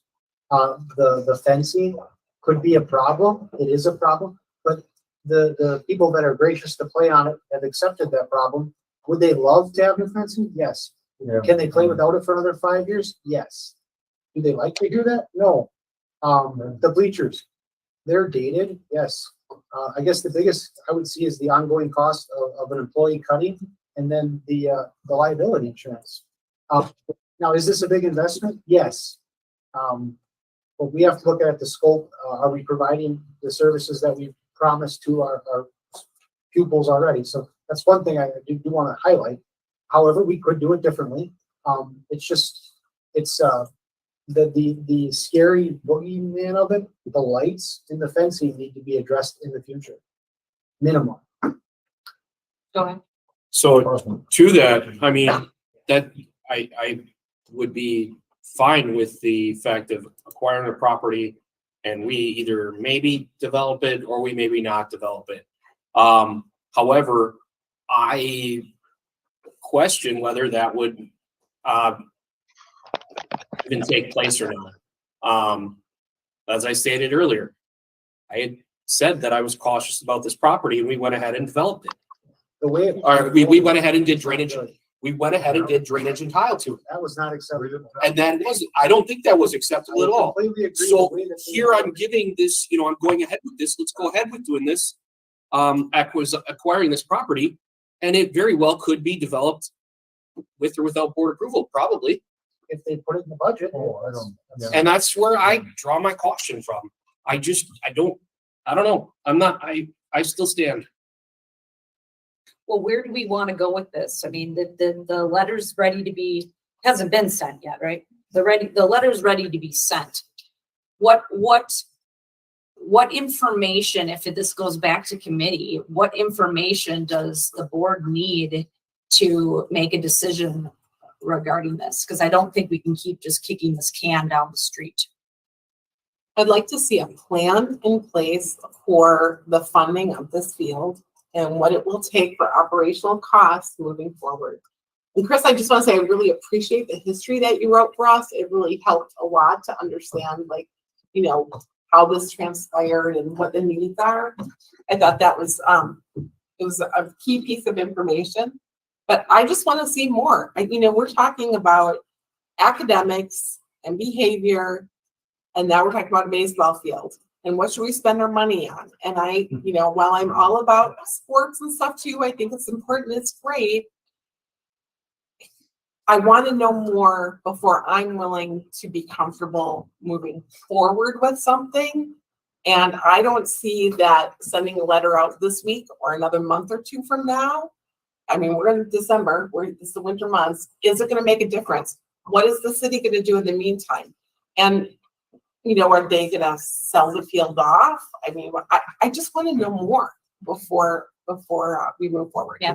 Kathy, I agree 100% with what you're saying. It sounds like you'd like a presentation by the director of a plan or forecasting the possible expenses of acquiring this property. Yeah. Sounds pretty, simple to me, and you'd like to know what you're getting into. Yeah. I agree 100%. Doesn't mean we do it though. But I would like to see a plan brought forward. Yeah. Forecasting what it might cost in the next 5 to 10 years. Yeah, it just makes me nervous, sampling something that we have no idea what the real cost will look like. I'd be on the same boat. I would be, a lot more amicable to moving this forward if I could see what forecasted expenditures would be towards the acquisition. Yeah, I think that's our due diligence as a board is to look into those things. Sorry. I'll make a motion. Well, there's a motion on the floor to, from the committee. Oh, yeah, we've already voted on this. We need those 4 people to vote. That's true. Yeah. Right, so, So we all- we could defeat that motion and then go back and substitute another. Right. motion. Or can we amend it? well, let's I don't think so. let's go ahead and vote on the current motion, which is, Send the letter. to send the letter, field land transfer from the city of Manitowoc to the Manitowoc Public School District. Yeah, All in this- favor? Any opposed? Oh, I'm in No. favor. No. I'm in favor. Us three are already in favor. They Yeah, got. but I'm Well, changing he's my not, vote, but I am. Oh, so. because we're gonna make that new motion, so Oh, okay. I'm just listening, so. So it's 2-2. So I guess it's two. Two to Yeah, five. I'm an aye because I already said aye to send it. Yeah, yeah. So that motion is defeated? Yeah. So does someone want to make a I new will make, motion? I will make a new motion that we table this, send it back to committee, and request a forecasted presentation of the expenses associated with the acquisition. I second that. Okay. Any further discussion? You read it back. I make a motion that we table this, send it back to committee, with the expectation that we get a presentation on the forecasted expenses associated with the acquisition from the Buildings and Grounds Director. Do you have a deadline for that? Nope. Okay. Okay, any other further discussion? We see none, all in favor? Aye. Aye. Any opposed? Okay, motion carries. Okay, just some, just a few remarks, are just some sports things going on, volleyball, on Thursday, also, I think track has, not track, cross country, I think we have the gentleman that won is going to state. Want to congratulate our counselor. They got a distinguished award. That was exciting. Did you mention the girls volleyball? I did. Oh, Yep. Yeah. That's just amazing. Yeah, so just stay up to date on some of the exciting things that are kind of going on in our world of students. And I think that's all I have. Future, yes. Just wanted to point out that Yes. counselor was from Wilson, Carrie Augustine. Thank you. Yeah, that was awesome. I was away, so I don't know how the women's tennis people did at state. Does anybody know that? Yeah, we had one, I believe there was in the letter that was. Yeah. Mhm. Did you hear that? Lori? One place with the. Okay. Yeah. Did we mention how good the They're varsity supposed to girl be on volleyball sports. is? I did mention the girls first. Yeah. Tony, did you have anything else? I think they got a game on Thursday, right? Yeah, it's out of town, Watertown. but we are regional champs and we're now at sectionals and so. Yes. You want to clear everything up with that? Yes. What's going on? Yes, So girls volleyball plays at Watertown. Regional champions are playing the sectional semifinals. The victor will be able to walk for the sectional final on Saturday.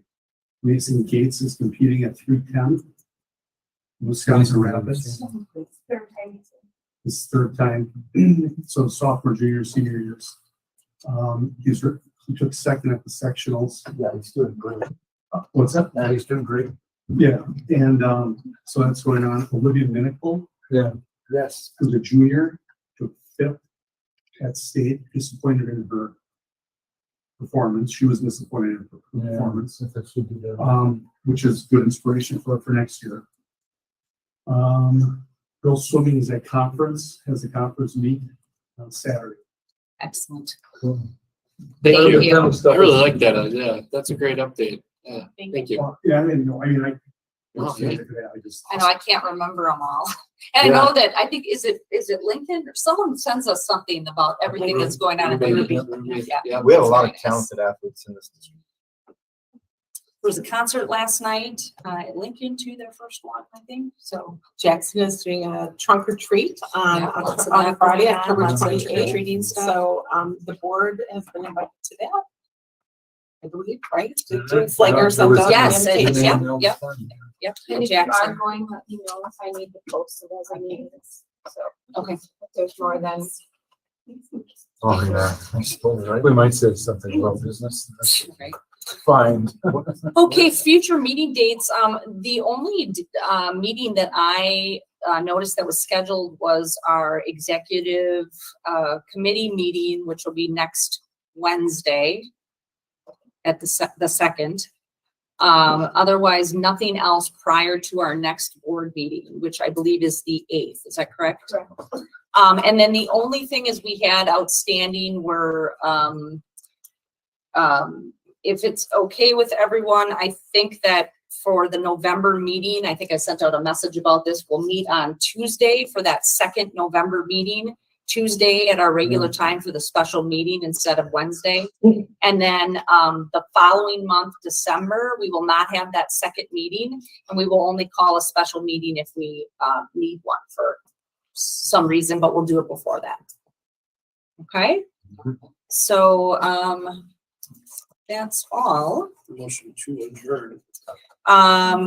So I'd like, the Board of Education will vote to convene in closed session for the purpose of considering the following matter, considering the employment, promotion, compensation, or performance evaluation data of a public employee over which the government body has jurisdiction or exercise of responsibility. This meeting is authorized pursuant to section 19.85 subsection 1C of the Wisconsin statutes. And we will be covering the interim superintendent evaluation, progress, goals, and objectives. This does require a first and a second. Make the motion. I'll say. Okay, and then we do need a roll call vote to move into closed session. Colin Brunel, Aye. Matthew Phipps, Here. Stacy Selner, Here. Matthew Spalding, Jerry Trask, Yes. Tony Bustelica. Here. Kathy Willis. Yes. Okay, we are now in closed session. Thanks, guys.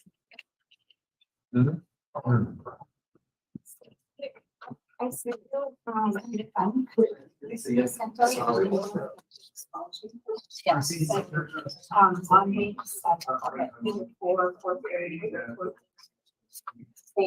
connection.